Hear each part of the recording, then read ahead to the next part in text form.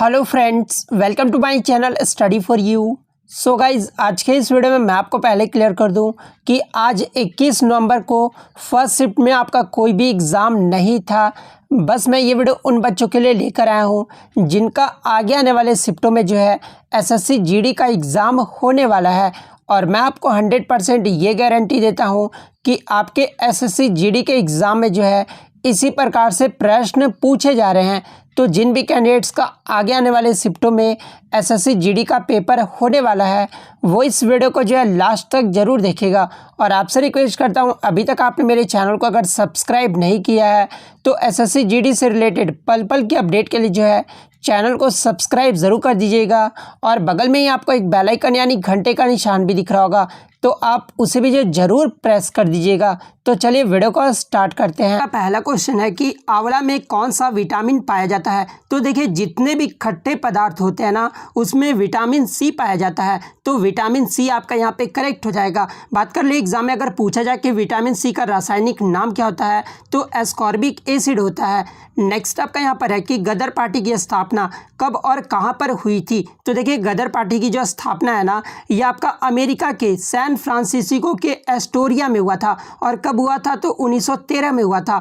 कभी कभी एग्जाम में पूछा जाता है कि गदर पार्टी की स्थापना किस उद्देश्य से हुआ था, तो अंग्रेजी साम्राज्य को जड़ से उखाड़ फेंकने के उद्देश्य से जो है गदर पार्टी की स्थापना की गई थी। वहीं अगर बात कर ले कि गदर पार्टी के संस्थापक कौन है तो लाला हरदयाल और सरदार सोहन सिंह भाकना थे। तो ये भी आपको ध्यान में रखना है।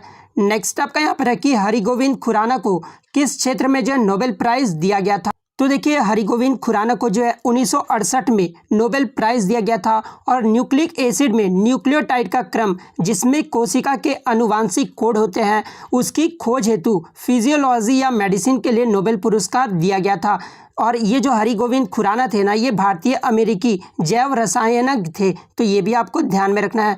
नेक्स्ट आपका यहाँ पर है कि ENIAC कंप्यूटर का फुल फॉर्म क्या होता है। तो देखिए, ENIAC कंप्यूटर का जो फुल फॉर्म होता है ना ये electronic numerical integrator and computer होता है। तो ये फुल फॉर्म आपका करेक्ट हो जाएगा। मैं आपको बता दूं कि आपके एग्जाम में जो है 2 कंप्यूटर से प्रश्न पूछे जा रहे हैं। उसके बाद यहाँ से एक प्रश्न और पूछा जाता है आपके एग्जाम में, ENIAC मशीन का अनावरण किस विश्वविद्यालय में किया गया था और कब किया गया था। तो देखिए, ENIAC मशीन का जो अनावरण है ना ये 14 फरवरी 1946 को पेंसिल्वेनिया विश्वविद्यालय में किया गया था। तो ये भी आपको ध्यान में रखना है। नेक्स्ट आपका यहाँ पर है कि नागालैंड को राज्य का दर्जा ये जो है कब दिया गया था। तो देखिए, नागालैंड को राज्य का जो दर्जा है ना ये 1 दिसंबर 1963 को दिया गया था। तो 1 दिसंबर 1963 आपका करेक्ट हो जाएगा। और ये भारतीय संघ का 16वां राज्य बना था। तो ये भी आपको ध्यान में रखना है। और यहाँ से एक एग्जाम में ये भी प्रश्न पूछा जाता है कि नागालैंड को राज्य का दर्जा किस संविधान संशोधन के द्वारा दिया गया था। तो ये 13वां संविधान संशोधन जो कि 1962 में हुआ था।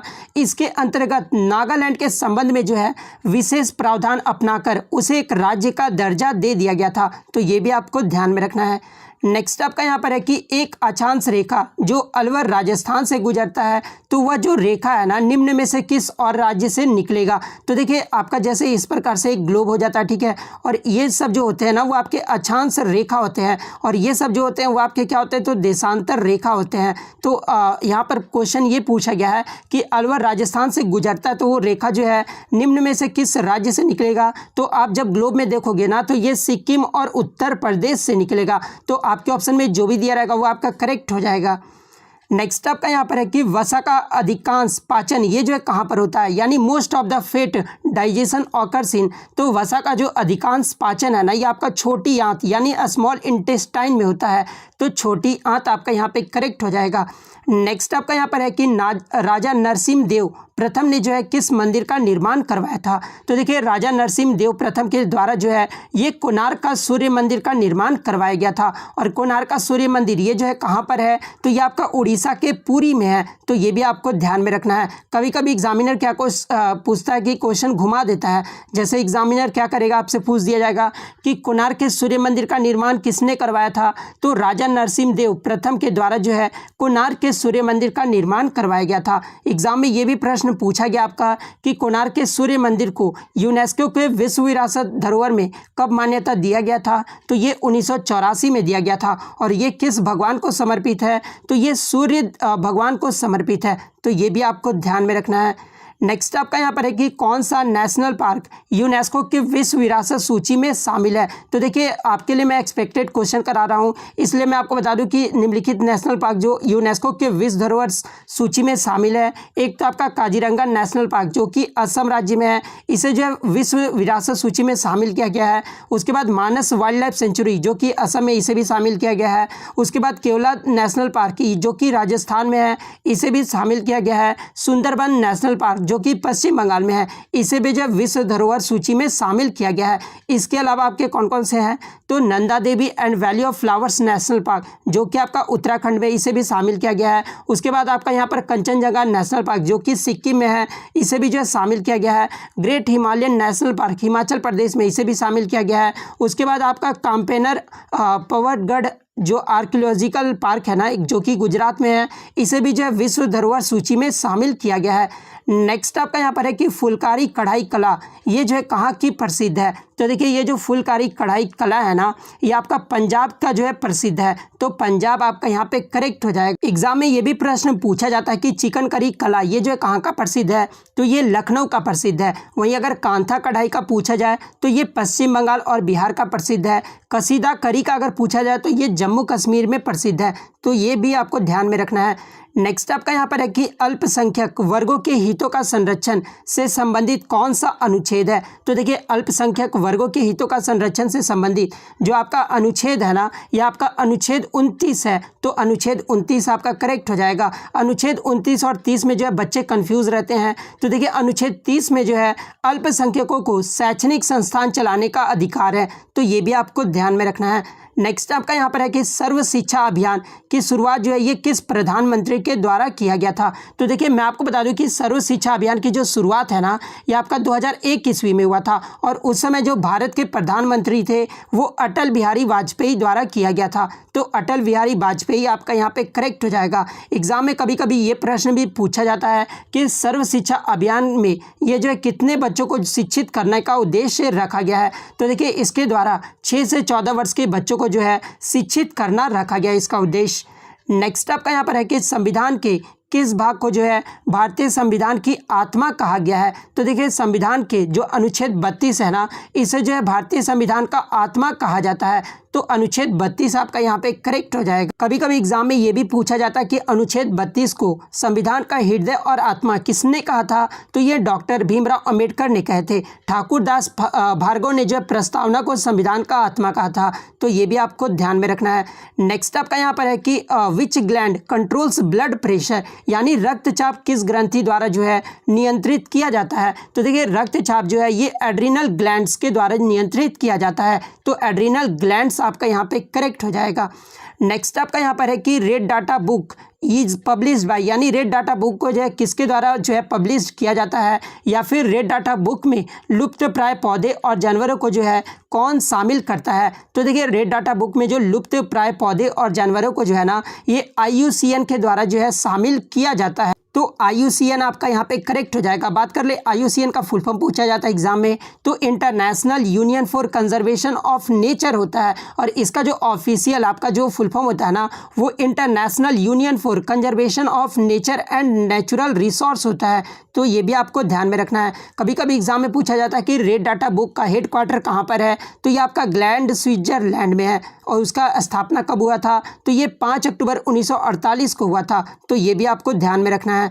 नेक्स्ट आपका यहाँ पर है कि NH-44 ये जो है कितने राज्यों और केंद्र शासित प्रदेश से होकर गुजरता है। तो देखिए ये जो NH-44 है ना, ये आपका 10 राज्यों और 2 केंद्र शासित प्रदेश से होकर गुजरता है। 10 राज्य कौन कौन से हैं, तो पंजाब, हरियाणा, उत्तर प्रदेश, राजस्थान, मध्य प्रदेश, महाराष्ट्र, तेलंगाना, आंध्र प्रदेश, कर्नाटक और तमिलनाडु राज्यों के अलावा ये जो आपका यूटी है ना, दिल्ली और जम्मू कश्मीर, यानी टोटल 12 राज्य और केंद्र शासित प्रदेश से होकर जो है NH-44 गुजरता है, तो 12 जो आपका यहाँ पे करेक्ट आंसर हो जाएगा।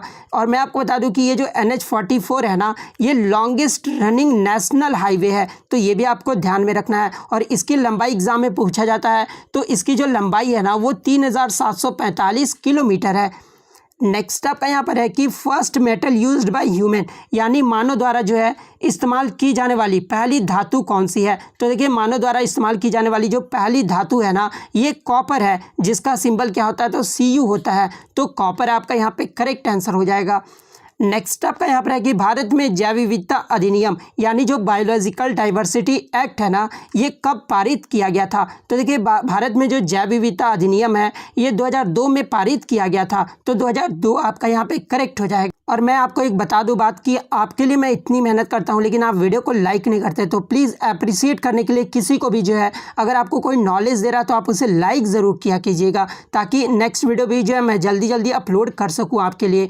नेक्स्ट आपका यहाँ पर है कि सिक्किम और चीन को जोड़ने वाला दर्रा कौन सा है। तो देखिए सिक्किम और चीन को जोड़ने वाला जो दर्रा है ना, ये नाथुला दर्रा है। तो नाथुला दर्रा आपका यहाँ पे करेक्ट आंसर हो जाएगा। बात कर ले अरुणाचल प्रदेश और तिब्बत को कौन जोड़ता है, तो ये बमला पास दर्रा जो है जोड़ता है। तो ये भी आपको ध्यान में रखना है। नेक्स्ट आपका यहाँ पर है कि पद्मावत के लेखक कौन है। देखिए मैं आपको बता दूं कि आपके एग्जाम में एक पुस्तक से क्वेश्चन हर शिफ्ट में पूछे जा रहे हैं, तो ये आप जो है जरूर देख कर जाइएगा। तो पद्मावत के जो लेखक है ना, ये मलिक मोहम्मद जायसी हैं। तो मलिक मोहम्मद जायसी आपका यहाँ पे करेक्ट हो जाएगा। नेक्स्ट आपका यहाँ पर है कि दिल्ली चलो का नारा ये जो है किसने दिया था। तो देखिए दिल्ली चलो का जो नारा है ना, ये नेताजी सुभाष चंद्र बोस के द्वारा दिया गया था। वहीं अगर बात कर ले करो या मरो का नारा किसने दिया था, तो ये महात्मा गांधी ने दिया। और कभी कभी एग्जाम में यहाँ से ये भी प्रश्न पूछ दिया जाता है कि करो या मरो का नारा महात्मा गांधी ने किस आंदोलन के दौरान दिया था। तो देखिए महात्मा गांधी ने जी ने जो है भारत छोड़ो आंदोलन के दौरान दिया था। और भारत छोड़ो आंदोलन कब हुआ था, तो ये आपका 1942 में हुआ था। तो ये भी आपको ध्यान में रखना है। आराम हराम का नारा किसने दिया था, तो जवाहरलाल नेहरू ने दिए थे। मारो फिरंगी का नारा ये जो है मंगल पांडे ने दिया था। इंकलाब जिंदाबाद का जो नारा ये भगत सिंह के द्वारा दिया गया था। जय जवान जय किसान का जो नारा है ये लाल बहादुर शास्त्री के द्वारा दिया गया था। तो ये सारे फैक्ट आपको ध्यान में रखना है। नेक्स्ट आपका यहाँ पर है कि हैदर अली कहाँ का शासक या फिर सुल्तान था। तो देखिए ये जो हैदर अली था ना, ये मैसूर का जो है सुल्तान था। मैसूर आपका यहाँ पे करेक्ट हो जाएगा। और इसका शासनकाल एग्जाम में पूछा जाता, तो इसका जो शासनकाल रहा था ना, वो 1761 से लेकर जो है 1782 तक रहा था। इसके उत्तरवर्ती यानी उत्तराधिकारी कौन थे, तो टीपू सुल्तान था। तो ये भी आपको ध्यान में रखना है। एग्जाम में यहाँ से एक प्रश्न और पूछा जाता है कि प्रथम आंग्ल मैसूर युद्ध ये जो है कब लड़ा गया था। तो देखिए प्रथम जो आंग्ल मैसूर युद्ध है ना, ये आपका 1767 में लड़ा गया था। और किनके मध्य, तो जनरल जोसेफ स्मिथ जो कि और हैदर अली के मध्य लड़ा गया था, जिसमें अंग्रेजों की हार हो गई थी। और इसी हार के कारण जो है मद्रास की संधि भी हुआ था। कब हुआ था, तो 1769 में हुआ था, यानी 1769 में हुआ था। नेक्स्ट आपका यहाँ पर है कि मानव शरीर की सबसे छोटी रक्त वाहिका कौन सी है। तो देखिए मानव शरीर की जो सबसे छोटी रक्त वाहिका है ना, ये आपका कैपिलरीज है, यानी केशिका है। तो कैपिलरीज आपका यहाँ पे करेक्ट हो जाएगा। नेक्स्ट आपका यहाँ पर है कि अंतर्राष्ट्रीय क्रिकेट में 500 छक्के लगाने वाले प्रथम बल्लेबाज कौन है। तो देखिए अंतर्राष्ट्रीय क्रिकेट में 500 छक्के लगाने वाले जो प्रथम बल्लेबाज बने हैं ना, ये क्रिस गेल बने हैं। और ये 1 मार्च 2019 को जो है ये 500 छक्के लगाकर पहला बल्लेबाज बन गए हैं। तो क्रिस गेल आपका यहाँ पे करेक्ट हो जाएगा। नेक्स्ट आपका यहाँ पर है कि अंतर्राष्ट्रीय योग दिवस ये जो है कब मनाया जाता है। तो देखिए प्रतिवर्ष अंतर्राष्ट्रीय योग दिवस जो है ये आपका 21 जून को मनाया जाता है। तो 21 जून आपका यहाँ पे करेक्ट हो जाएगा। पहली बार जो यह दिवस है ना, ये आपका 21 जून 2015 को मनाया गया था। और जिसकी पहल भारत के प्रधानमंत्री नरेंद्र मोदी ने 27 सितंबर 2014 को संयुक्त राष्ट्र महासभा में अपनी भाषण से किए थे। तो ये भी आपको ध्यान में रखना है। 5वां जो इंटरनेशनल योगा डे मनाया गया था वो आपका 2019 में मनाया गया था। और इसकी थीम क्या रही थी, तो योगा फॉर क्लाइमेट एक्शन, ये जो yoga day is yoga for climate action, इसका जो है थीम रहा था। वहीं अगर बात कर ले 2020 का योगा का थीम क्या रहा था, तो yoga for health, yoga at home, ये जो है 2020 का थीम रहा था। तो ये भी आपको ध्यान में रखना है। नेक्स्ट आपका यहाँ पर है कि सबसे चमकीला ग्रह कौन सा है। तो देखिए सबसे जो चमकीला ग्रह है ना, ये शुक्र ग्रह यानी वेनस ग्रह है। तो शुक्र ग्रह आपका यहाँ पे करेक्ट हो जाएगा। और इसी कारण से जो है हम इसे भोर का तारा भी कहते हैं। तो ये भी आपको ध्यान में रखना है। एग्जाम में अगर पूछा जाए कि भोर का तारा किसे कहा जाता है, तो ये आपका शुक्र ग्रह को कहा जाता है। नेक्स्ट आपका यहाँ पर है कि ओजोन दिवस ये जो है कब मनाया जाता है। तो देखिए प्रतिवर्ष ओजोन दिवस जो है ये 16 सितंबर को मनाया जाता है। तो 16 सितंबर आपका यहाँ पे करेक्ट हो जाएगा। और आपको कमेंट करके जवाब देना है दोस्तों कि 2020 में ओजोन दिवस की थीम क्या थी। ये जो आपको हर कैंडिडेट्स को जो है कमेंट्स करके ज़रूर जवाब देना है। तो मिलते हैं नेक्स्ट वीडियो में, तब तक थैंक यू ऑल।